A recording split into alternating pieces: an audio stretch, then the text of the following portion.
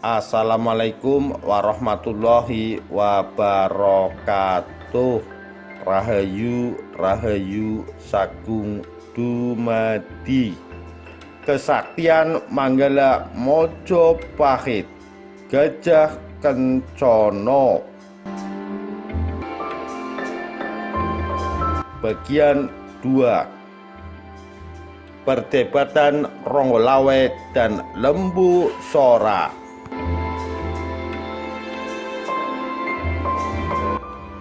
Tetapi kiranya engkau tak akan lupa siapa Lembu Sora, Nambi, Timpar, Gajah Mada, dan lain-lainnya itu, bukan? Sekali-kali hamba tak pernah berani melupakan mereka, Gusti. Mereka adalah kawan seperjuangan hamba dan kadehan Paduka yang setia, sahut Ronggolawe. Ah, kiranya engkau sudah mencamkan hal itu. Tapi mengapa engkau meributkan soal pengangkatan Nambi? Bukan dikau seorang, Lawe. Bukan pula Lembu Sora maupun para kadehan lain yang merasa wajib menjaga tegaknya kerajaan Mojopahit. Tetapi segenap kadehan dalam bentuk sebagai kesatuanlah yang terbeban oleh tugas kewajiban itu. Baginda berhenti sejenak untuk meluangkan perhatian ke arah para menteri yang hadir. Beliau hendak mengkaji kesan yang terpancar dari wajah para narapraja. Tampak segenap menteri hulu balang dan narapraja menganggukkan kepala dan menegakkan sikap dari prajurit yang siap melaksanakan perintah. Diam-diam berbesarlah hati Baginda. Beliau memperoleh kesan bahwa para menteri hulu balang itu tetap taat dan setia. Pengangkatan Nambi sebagai Patih Amangkubumi janganlah engkau tafsirkan sebagai suatu anugerah kepada pribadi Nambi, ujar Baginda kepada Lawe, tetapi hendaknya diterima sebagai suatu kepercayaan negara kepada seluruh kadehan. Kemudian dengan nada yang lebih tandas, Baginda berseru pula, Lawe, ucapanmu yang mencerminkan rasa ketidakpuasanmu tadi sesungguhnya hanyalah merendahkan derajat kesatuan kadehan secara menyeluruh, termasuk dirimu sendiri. Gusti junjungan hamba yang mulia, Ronggolawe bersembah kata bahwasanya Paduka mengangkat salah seorang kadehan pada kedudukan setinggi itu amatlah besar hati hamba. Benar, Gusti. Hamba memang menganggap tindakan Paduka itu suatu kepercayaan dan penghargaan besar kepada kami seluruh kadehan. Ia berhenti sejenak untuk menekan gejolak darahnya yang mendebur keras. Sesaat kemudian ia melanjutkan pula, suatu kepercayaan menuntut kewajiban, karena pada galibnya kepercayaan itu suatu wajib, suatu pertanggungjawaban. Pengangkatan Nambi sebagai Patih Amangkubumi merupakan suatu kepercayaan yang menuntut pertanggungjawaban besar. Berat rasa hati hamba menyambut tanggung jawab itu. Maka dalam rangka menanggulangi tanggung jawab itulah maka hamba bergegas menghadap Paduka.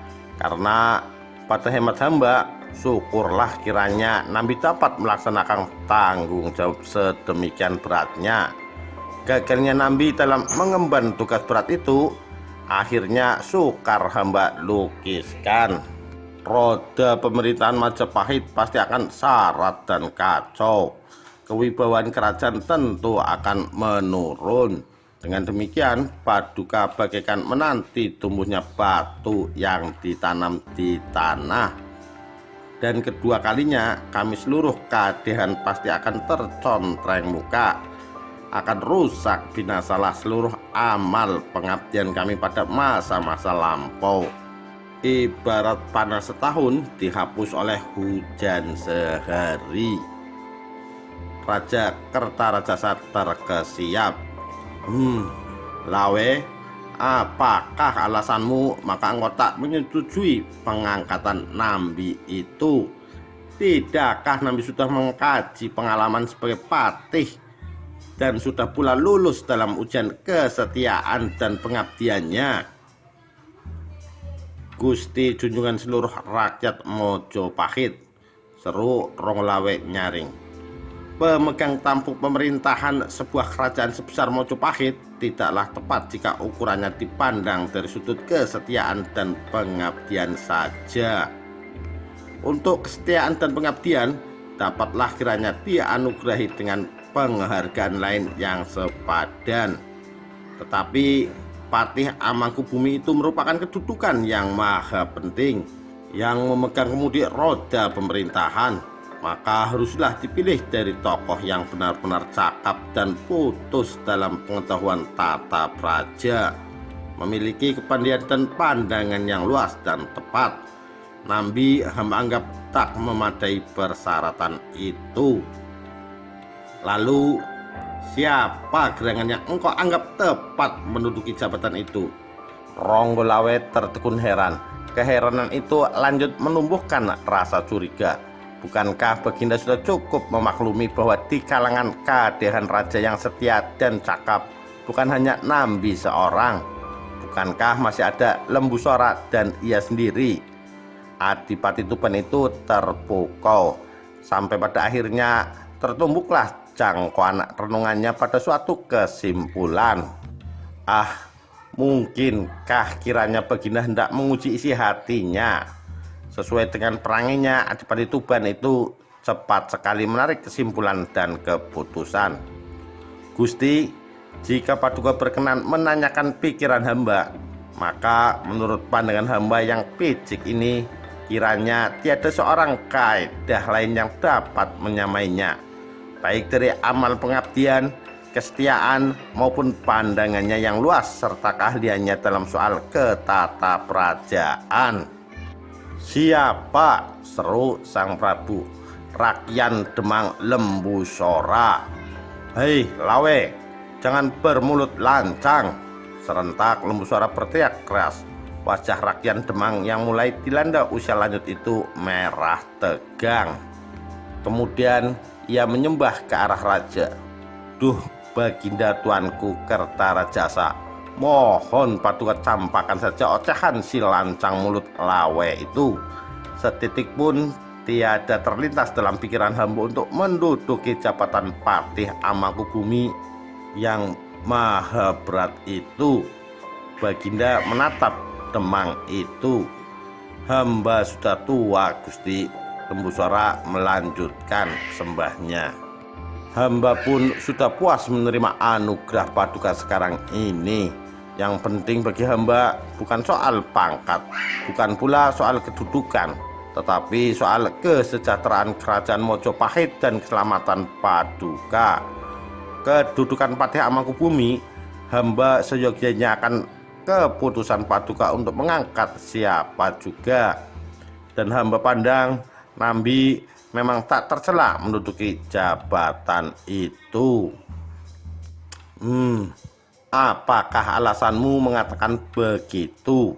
Aku senang mendengar sikap jujur dan tegas dari Lawe yang berani menyanggah pengangkatan itu, asalkan sikap dan sanggahan itu benar-benar berlandas kesucian hati, sepi ing pamrih. Kebalikannya, aku tak senang akan sikap orang yang terlalu mengiyakan saja, sehingga karenanya aku tak mengetahui kekurangan dan kesalahanku. Lembusora berdiam diri sampai beberapa saat. Kemudian ia berkata pula, hamba berpendapat Nambi sudah cukup memenuhi syarat. Yang dicegah Ronggolawe hanyalah tentang kecakapannya mengatur pemerintahan. Tetapi menurut hemat hamba, Nambi cukup memiliki kecakapan, pengalaman, pandangan luas, kesabaran, dan pengetahuan tentang soal-soal ketataprajaan. Nambi tidaklah sejelek yang dikatakan Ronggolawe. Paman Sora, serentak Ronggolawe melantang. Janganlah paman mengemas-emaskan barang loyang. Menyebut keledai seekor kuda tegar. Akan kubuktikan sampai di mana derajat kecakapan dan pandangan Nambi yang paman sanjung-sanjung itu. Pertama, tentulah paman masih ingat dikala Baginda kita hendak menyerbu Daha. Baginda meminta pendapat para kadehan. Dengan dasar alasan apakah kiranya penyerbuan itu akan dilakukan? Karena berperang tanpa sebab akan menimbulkan tuduhan orang bahwa Baginda tak kenal menerima kasih atas kebaikan Raja Jayakatwang. Adipati Tuban berhenti sejenak untuk mempersiapkan uraiannya lebih lanjut. Kemudian saat itu usulkan supaya Baginda mengirim utusan ke Daha meminta kembali Putri Pusparasmi yang ditawan di Keraton Daha. Jika ditolak, maka kita mempunyai alasan untuk menyerbu Daha. Paman Sora mengusulkan supaya memberontak begitu saja. Gajah Pangon dan Lembu Peteng mendukung pendapat Paman Sora. Lalu apakah usul Nambi? Dia mengusulkan agar tentara Mojopahit berusaha memikat para menteri Daha agar berkhianat dan memihak kita. Setelah itu baru kita serang dan memaksa Raja Jayakatwang menyerah. Sebagai balas budi akan kebaikan Raja Jayakatwang, Baginda kita harus sudah puas dengan mendapatkan Putri Pusparasmi dan Putri Daha Ratna Kesari. Tetapi Podang tak setuju. Dia lebih suka berterus terang. Pendapat itu ditunjukkan Panji Asmarajaya, Caran Waha, dan Kebo Bungalan. Aku pun setuju juga, karena aku anggap betapapun alasannya, perang adalah perang, dan Raja Jayakatwang harus kita gempur. Berhenti sejenak, berkata pula Ronggolawet dengan nada makin tinggi. Nah, dari peristiwa penting semacam itu, dapatkah kita mengetahui sampai di mana derajat pandangan Nambi? Betapa liciklah buah pikirannya untuk mengusulkan siasat memikat musuh supaya berkhianat kepada rajanya. Bukankah cara itu mengunjuk sikap yang tidak jantan? Bukankah cara itu mengunjuk kalau kita ini lemah dan ketakutan? Lalu pendapat Nambi agar Baginda kita membalas budi Raja Jayakatwang dengan sudah puas menerima saja penyerahan Putri Pusparasmi dan Putri Raja Jayakatwang yang bernama Ratna Kesari itu. Disinilah makin jelas sifat-sifat Nambi yang asli dan lingkar alam pikirannya. Ronggolawe berhenti lagi. Lalu Nambi menganggap tujuan serangan kita ke Daha itu hanya untuk memperebutkan putri-putri cantik belaka. Dia menilai darah dan korban-korban bergelimpangan dalam medan peperangan itu hanya untuk sesaji memperebutkan wanita cantik saja. Padahal jelas bahwa penyerangan ke Daha itu adalah untuk mencari balas pada Daha yang telah menghancurkan Singosari. Yang lebih penting lagi, Raden Wijaya hendak membangun kembali kerajaan warisan dari Ken Arok atau nenek Baginda Rajasa Amurwabumi. Suasana belerung hening lelap, hanya desah nafas dari berpuluh menteri yang berhamburan deras, dan yang paling menderita adalah rakyat Patih Nambi. Sekiranya perasaan itu mempunyai warna, maka tak putus-putusnya perasaan Patih Nambi itu berubah-ubah. Sebentar merah, sebentar membesi, kelabu, dan sesaat kemudian memancar warna bagai pelangi menggagah cakrawala. Sementara tampak dada Lembu Sora berkembang kempis seperti orang yang habis lari keras.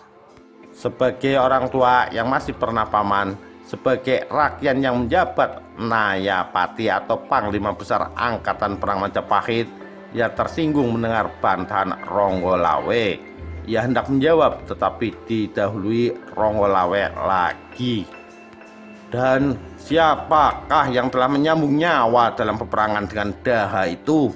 Seru Ronggolawe. Walaupun dengan cerdik, Raja Jayakatwang telah membagi pasukannya dalam 3 pertahanan, tetapi tetap dapat kita hancurkan. Aku yang kebetulan memimpin serangan dari lambung kiri berjumpa dengan Menteri Daha yang bernama Segara Winotan dan senopatinya yang bernama Ronggo Janur.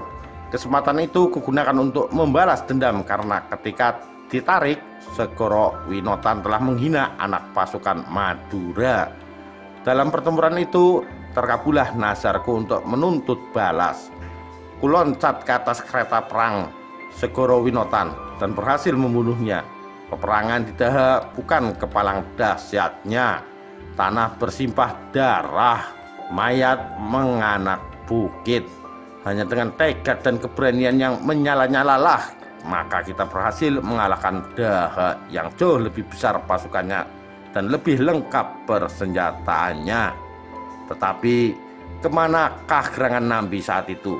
Apakah dia juga turut menyambung nyawa?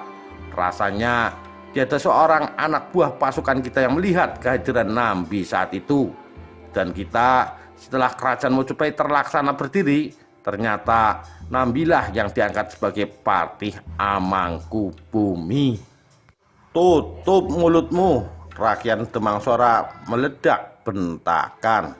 Memang benar kala itu Nambi tak ikut bertempur, tetapi dia menjalankan tugas lain yang tak kalah pentingnya. Dia ditugaskan sebagai penghubung pasukan kita dengan pasukan Tartar. Di samping juga harus melindungi keselamatan Baginda. Paman Sora, langsung Ronggolawe menjawab. Mengapa paman mati-matian membelanya? Seorang ksatria wajib menghormat lain ksatria. Jangan memulas pada diri sendiri tetapi mencontreng arang pada muka orang. Kemenangan pasukan Mojopahit itu adalah berkat kepemimpinan Baginda yang telah direstui pula oleh para dewata. Kemenangan itu adalah kemenangan seluruh pasukan Mojopahit, bukan kemenangan Ronggolawe, bukan pula kemenangan Lembu Sora. Jangan menonjolkan jasamu sendiri dan menghapus jasa orang lain. Setiap prajurit yang ikut dalam peperangan itu semua berjasa. Tanpa pengabdian mereka tak mungkin Ronggolawe mencapai kemenangan.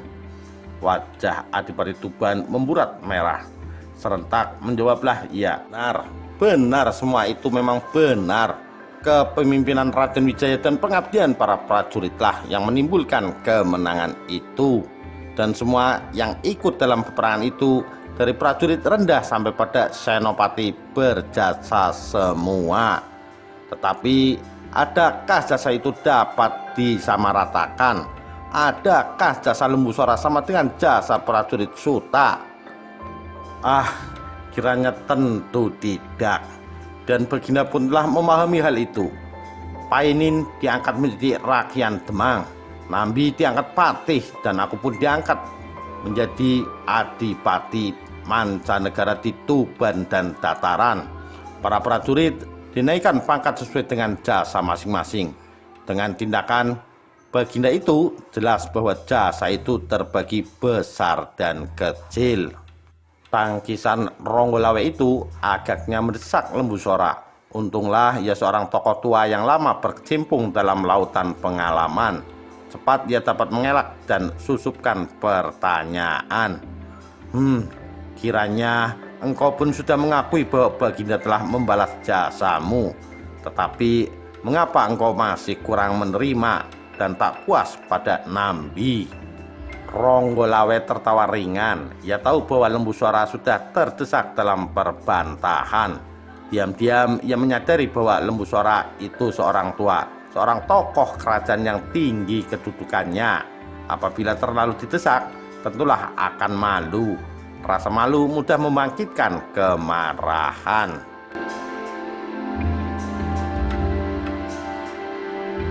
Demikian kisah kesaktian Manggala Mojopahit Gajah Kencana bagian kedua. Kita nantikan bagian selanjutnya. Sekian, terima kasih. Wassalamualaikum warahmatullahi wabarakatuh. Rahayu, Rahayu, Sagung Dumadi.